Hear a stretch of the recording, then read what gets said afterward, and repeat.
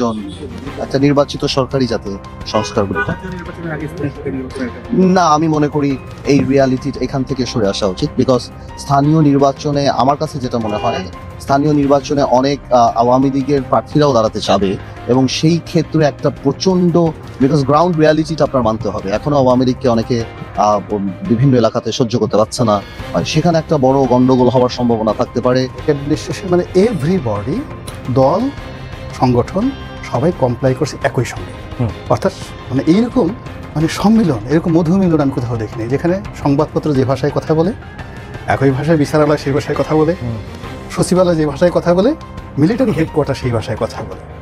তো এই শেখ হাসিনার যুগান্তকারী এই ক্ষমতা আমি ইতিহাসের একজন ছাত্র হিসেবে আমি সরকার পতনের পর নির্বাচনটা যেন হয়েছে একটু সবচেয়ে প্রধান বিষয়। আর এই নির্বাচন নিয়ে যত সব জল্পনা কল্পনা, কেউ বলতেছে নির্বাচনের জন্য যতটুকু সংস্কার প্রয়োজন তা করে দেশের মধ্যে নির্বাচন প্রতিষ্ঠা করা দরকার, আর কেউ বলতেছে দেশে সংস্কার পরে হবে আর নির্বাচনটা আগে দেওয়ার জন্য। বন্ধুরা, আজকে ব্রেকিং নিউজে থাকবে নির্বাচন নিয়ে কিছু কথা, এবং পার্থ নির্বাচন নিয়ে কি বলেছে, কখন নির্বাচন দেওয়া দরকার এবং কি নির্বাচন দেওয়া দরকার, এটা অবশ্যই জেনে যাবেন। এছাড়া আজকে ব্রেকিং নিউজে জানতে পারবেন আওয়ামী লীগ কখনোই কি নির্বাচনে ফিরে আসতে পারবে কি না, এ নিয়ে একটা টক শো হয়েছে, তার কিছু অংশ এই ভিডিওতে দেখতে পারবেন।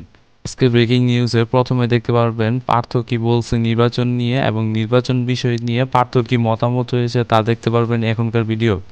অনেক আওয়ামী লীগের প্রার্থীরাও দাঁড়াতে চাবে, এবং সেই ক্ষেত্রে একটা প্রচন্ড, বিকজ গ্রাউন্ড রিয়ালিটিটা আপনার মানতে হবে। এখনো আওয়ামী লীগকে অনেকে বিভিন্ন এলাকাতে সহ্য করতে পারছে না, সেখানে একটা বড় গন্ডগোল হওয়ার সম্ভাবনা থাকতে পারে, এবং পরিস্থিতিটা হাতের বাইরে চলে যেতে পারে। এবং আমি শেষ করি, তো আমি মনে করি যে জাতীয় নির্বাচনটাই সবচেয়ে বেশি গুরুত্বপূর্ণ। তারপর একটা স্থিতিশীল সরকার আসলে আমার মনে হয় তখন স্থানীয় নির্বাচনটা বেটার। এর আগে যদি করা হয়, আমার মনে হয় যেহেতু স্থানীয় নির্বাচন আপনি কাউকে থামাতে পারবেন না, সবাই করবে, সেই ক্ষেত্রে একটা বড় গন্ডগোল বা পরিস্থিতি আমরা মনে করি যে একটা গন্ডগোলের দেশের পরিস্থিতিটা একটা আবার নতুন দিকে চলে যাওয়ার একটা সম্ভাবনা আছে। আমি মনে করি জাতীয় নির্বাচনই ফোকাস করা উচিত। এটা ওনাদের ব্যাপার, ওনাদের না, আমি একটা রাজনৈতিক দল হয়ে অন্য কোনো দলের দুর্বিসন্ধির কথা কেন বলবো, ওনারা ওনাদের মতো মনে করেন। ছিল নির্বাচন নিয়ে পার্থর কিছু মতামত। এখন আপনারা জানতে পারবেন নুরুল হক নূর তিনি দ্রুত সময়ের মধ্যে স্থানীয় নির্বাচন চান, এ কথা তিনি বলেছেন। আপনারা তো জানতে পারলেন পার্থ কেন নির্বাচন চেয়েছেন এবং তার মতামত কি ছিল নির্বাচন নিয়ে। এখন আপনারা জানতে পারবেন নুরুল হক নূর কেন তিনি নির্বাচন চেয়েছেন আর এ বিষয়ে তার মতামত কি, মানে নির্বাচন বিষয়ে তার মতামত কি। জন্য তাদের সক্ষমতা দেখার জন্য স্থানীয় নির্বাচনগুলো হতে পারে, যেহেতু 6 মাস ধরে স্থানীয় সরকার ব্যবস্থা কার্যত অচল, কোনো জনপ্রতিনিধি নাই, প্রশাসক দিয়ে আপনারা ওইভাবে সামলাতে পারছে না। আর এখানে যে ঢাকা উত্তর সিটি কর্পোরেশনে বা আরো দু এক জায়গায় যে বিশেষ ব্যক্তি ক্রাইটেরিয়া দেওয়া হচ্ছে, এটা আসলে কোন ক্রাইটেরিয়া এই ব্যক্তিরা আসবে সেটা নিয়ে কিন্তু বিতর্ক হবে এবং নানান ধরনের জটিলতা তৈরি হবে। সেক্ষেত্রে একটা ভালো পথ হতে পারে যে দ্রুত সময়ের মধ্যে 2-3 মাসের মধ্যে স্থানীয় নির্বাচনটা দিয়ে আপনার নির্বাচনের ট্রেন্ডটা চালু করে দেওয়া। প্লাস হচ্ছে আমরা ইতিমধ্যেই দেখতে পাচ্ছি যে স্বরাষ্ট্র এবং কৃষি, স্বরাষ্ট্র একটা গুরুত্বপূর্ণ মিনিস্ট্রি, কৃষি আর একটা গুরুত্বপূর্ণ মিনিস্ট্রি, দুটো মিনিস্ট্রি একজনকে দেওয়া হয়েছে, স্বরাষ্ট্র কোনোটাই ফাংশন করছে না। এমনকি আমরা স্বাস্থ্য মন্ত্রণালয় দেখেছি, এলজিআরডি মন্ত্রণালয়ের মতো গুরুত্বপূর্ণ মন্ত্রণালয়, এগুলোর অভিজ্ঞ লোকের সমন্বয়ে উপদেষ্টা পরিষদ পুনর্গঠন করা দরকার।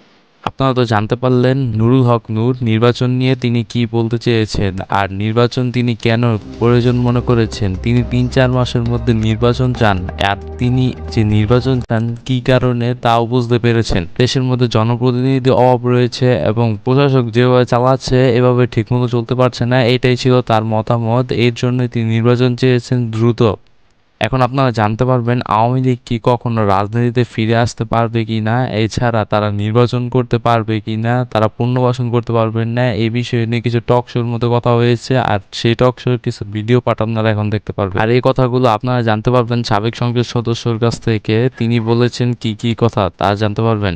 যে কোনো জিনিস একটা আদর্শ বলেন, রিলেশন বলেন, রিলেশনের একটা বীজ আছে, সম্পর্কে একটা বীজ আছে, আপনাকে এক ফাঁস ওই বীজটা বপন করতে হবে। তো এদেশে আওয়ামী লীগের একটা বীজ আছে যেটা কেউ না কেউ অন্তত 10 বছর ধরে সারা বাংলাদেশে প্ল্যান্টেশন করেছে।